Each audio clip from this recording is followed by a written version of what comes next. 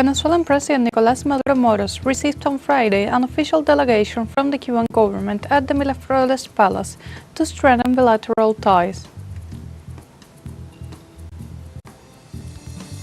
In Argentina, President Javier Milei acknowledged Friday that he is negotiating a new loan with the U.S. Treasury Department to mitigate the financial crisis affecting the country. In Palestine, the death toll from the Israeli aggression has risen to 65,174, with 160,071 others injured, since the Israeli aggression towards Gaza erupted on October 7, 2023, according to Gaza health authorities.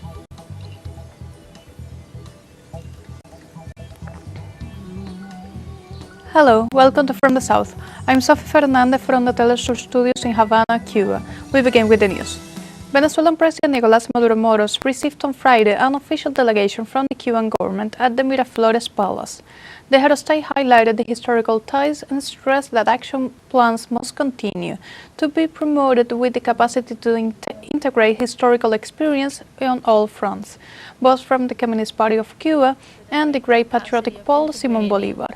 He also highlighted the importance of increasingly strengthening the unity of patriotic youth in all areas as a way to guarantee the continuity of revolutionary leadership. With the Socialist United Party of Venezuela, the Great Patriotic Polo, and the Bolivarian Revolution. My wife Celia is also here, who is also... The head of state Nicolás Maduro Moros said that the peoples of Cuba and Venezuela are facing today a hybrid war, an imperial aggression whose purpose is to destroy both nations' revolutions. And all of the international work, Daniel. Today, our peoples are facing a war that they call multi-shaped. Some call it hybrid war. Those who build geopolitical concepts, they give different shapes. The truth is that it is an immoral war to try and destroy the most beautiful thing that the history of our people have had, that is a revolution inspired in Bolívar and in Martí, that had as its founders these two giants that are here, that could coincide in their historical times. Bolívar and Martí weren't able to coincide in their historical times. They coincided in something bigger, and that was the ideal of the absolute independence of America. Martí was the biggest Bolivarian that existed on the face of the earth in the 19th century. In this regard, President Nicolás Maduro recalled the legacy of commanders Hugo Chávez and Fidel Castro. They managed to coincide physically in the same historical time, and they did a lot. With the intelligence, the boldness, and the bravery that characterized them in a very big way, both of them together. It is impressive to see the history of Fidel. Meanwhile, Venezuelan Minister of Defense Vladimir Pedrino Lopez offered details of the Sovereign Caribbean 200 exercise held on the island of La Orchilla in the insular territory of Francisco de Miranda. The minister informed that the 72-hour land and naval air exercise is still underway, and so far it has been carried out according to plan. The activities have been carried out in popular military and police fusion, which has allowed to the increase of the operational readiness of the National Bolivarian Armed Forces. Pedrino reaffirmed that under the premise of drug trafficking, the U.S. administration has wanted to discredit and eliminate the democratic Venezuelan institutionality.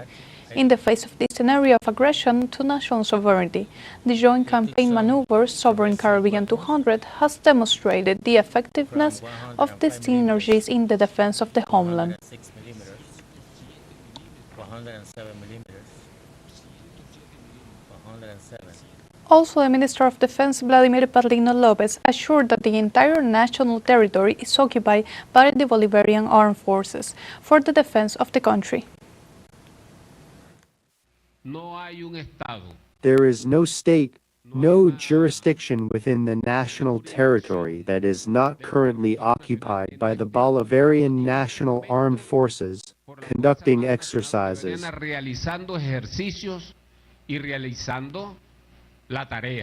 and carrying out the task of defending, the task of containing the traffic of drugs through the national territory, the task of combating armed groups, the drug trafficking, and terrorist groups. Here the government has not given consent or permission to any armed group of any kind to remain in the country. That is a violation of our sovereignty, and that is why it is a state policy, from the highest level, to reject, to expel, or to neutralize.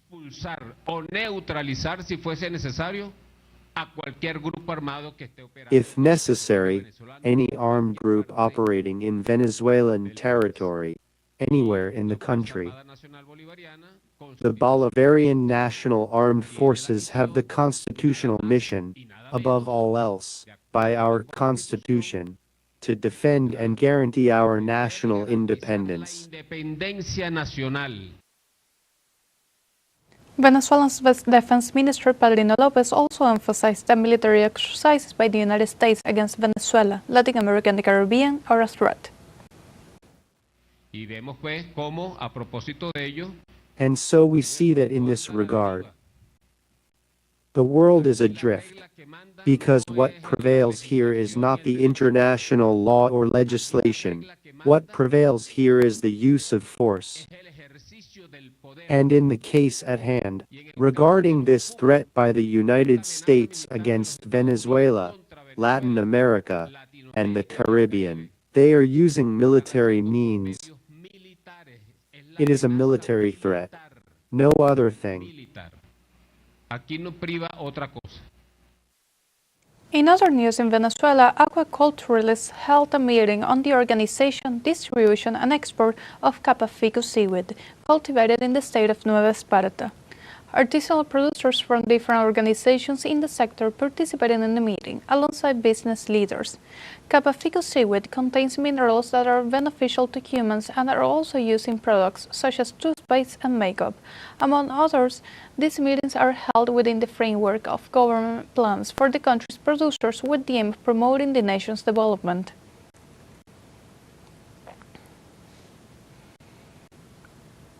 And now we have a short break coming up. But first, remember you can join us on TikTok at teleSUR English, where you will find news in different formats, news updates, and more. We'll be right back. Stay with us.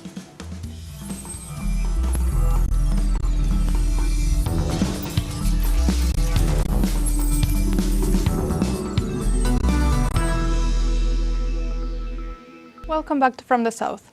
And we move to Argentina, where President Javier Milei acknowledged during an interview on Friday that he's negotiated a new loan with the U.S. Treasury Department to mitigate the financial crisis affecting the country.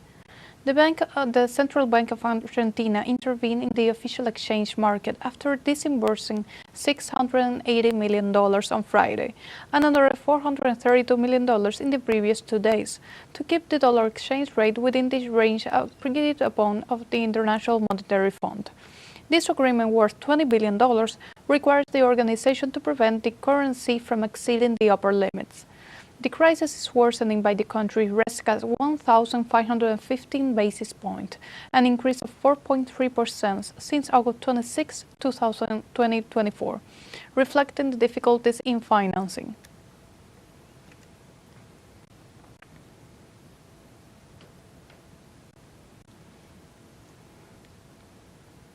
In other news, Venezuela hosts the third International Telecommunications Fair, FITELVEN, with over 140 national and international companies in attendance.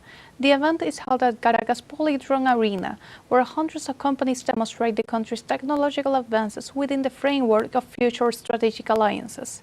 Venezuela has experienced a 7.13% growth in its telecommunications services and a significant progress in national connectivity.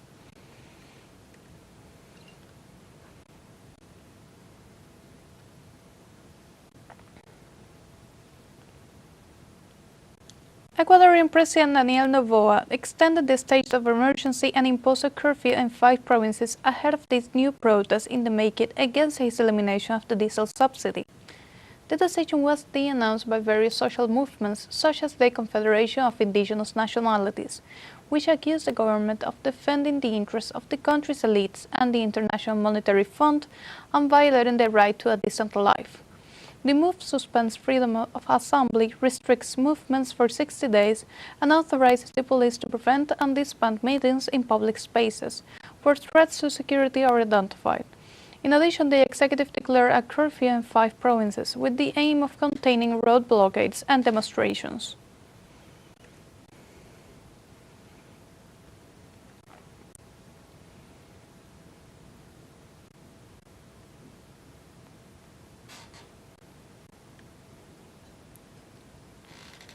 Meanwhile, the Mexican government has warned that at least 198 Mexicans have been detained at the Alligator Alcatraz detention center in the United States, which was ordered to close by a federal judge.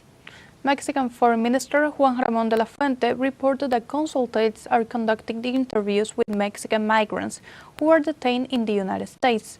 He explained that Alligator Alcatraz is a short-term detention center, so there's a daily movement of inmates. He also noted that during the last day of interviews at the detention center, complaints of mistreatment have been received.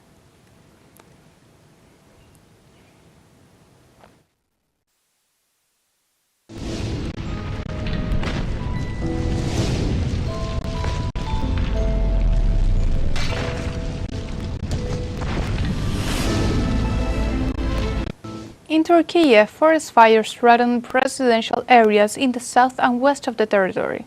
According to the Ministry of Agriculture and Forestry, fires were reported in the regions of Aydin, Mughla, and Antalya, provinces known for their dense forests and popular tourist destinations. For its part, the governor's office reported that several fires have been brought under control, while efforts to contain the remaining flames continue. They also deployed air support, including helicopters and firefighting aircraft, along with hundreds of firefighters on the ground. In Antalya, residents were evacuated under the flames spread to their homes.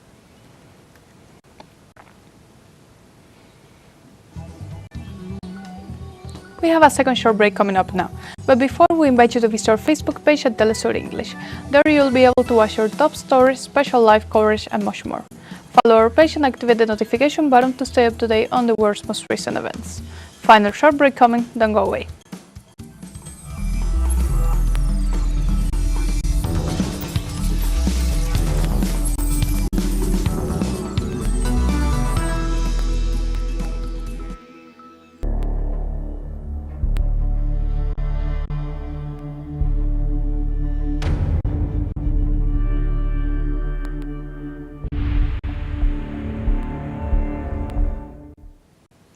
Welcome back. The Palestinian death toll has risen to 65,174, with 166,071 others injured since Israeli aggressions towards Gaza erupted on October 7, 2023, according to Gaza's health authorities. According to reports from the Ministry of Health in the enclave, in the last 24 hours, hospitals received 33 bodies, including one recovered from the rubble, and 146 injured. Systematic starvation claimed many lives in the Strip, totaling 440 people, including 147 minors. The international community denounced the use of hunger as a weapon of war and warned of a humanitarian catastrophe with irreversible consequences for an entire generation.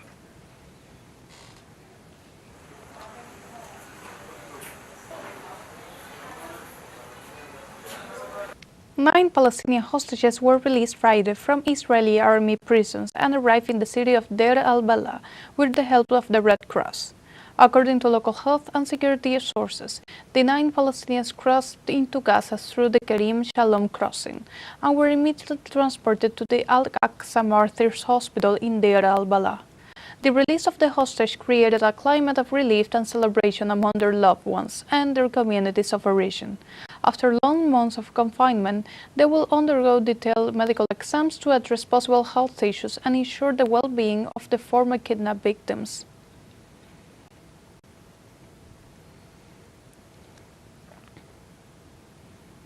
Meanwhile, on Friday, Israel announced the indefinite closure of two border crossings with Jordan. The measure comes as Prime Minister Benjamin Netanyahu blames Jordan for an incident that occurred on Thursday at the Al-Anba King Hussein crossing, which left two Israeli soldiers dead in response. Tel Aviv is tightening controls on trucks arriving from Amman with supplies for the Gaza Strip, including more strict inspections and metal detector checks.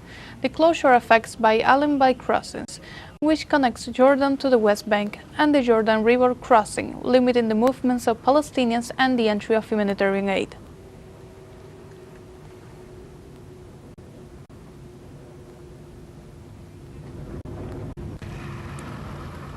Iran condemned the reinstatement of United Nations sanctions and reiterated the peaceful nature of its nuclear program.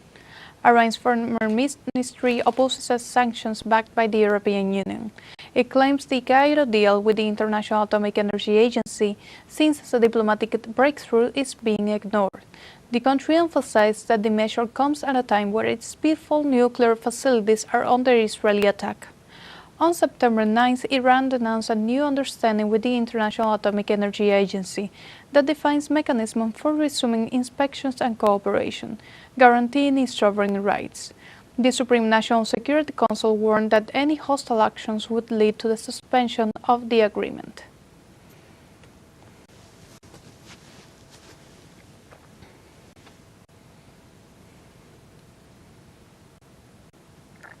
Additionally, Russia and China announced that they will not recognize Western countries' attempts to reimburse United Nations sanctions on Iran and promise to continue business as usual. Vasily Nevencia, Russia's United Nations Security Council representative, denounced the reimposition of sanctions against Iran as the issue legitimate and coercive. China's United Nations Security Council ambassador Fu Kong called for sanctions against Iran to be suspended, saying that the Arab nations' efforts must be recognized. He stressed that the reimposing of sanctions against Iran undermines efforts to find a solution and said that the U.S. must pave the way for negotiations.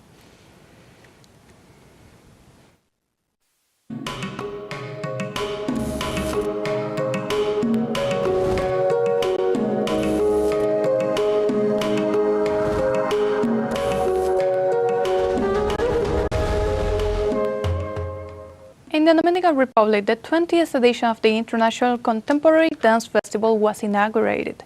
The festival, which will run until October 5th, features more than 15 companies from various countries, including Spain, the United States, and Colombia. The event, which promises to be a space for building cultural bridges through dance, will feature performances such as The Last Wedding, a work by Rafael Morla, and two choreographies by the National Dance Company of Costa Rica. It would also include a varied program of workshops, conferences, and video dance screenings.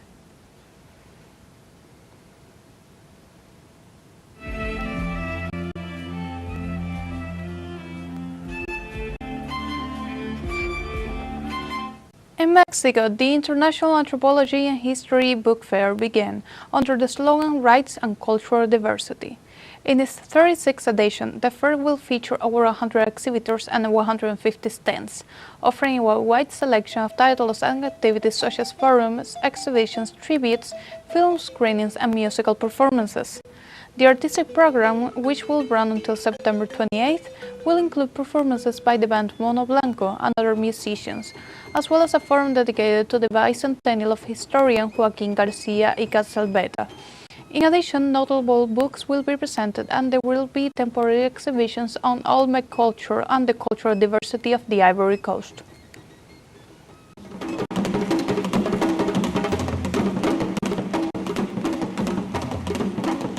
And the Chinese city of Weifang will celebrate its 2025 International Kite Festival, with over 20 activities between September and October. The event, entitled Flying Dreams and Embracing Peace, will include the second World Indoor Kite Championship and the 6th National Traditional Kite Making Contest. During the launch of the festival, local authorities highlighted the importance of integrating kite culture and industry, tourism and commerce, transforming this cultural symbol into an economic driver for the region. In addition, sports and cultural activities such as marathon and a harvest festival will be held during the event.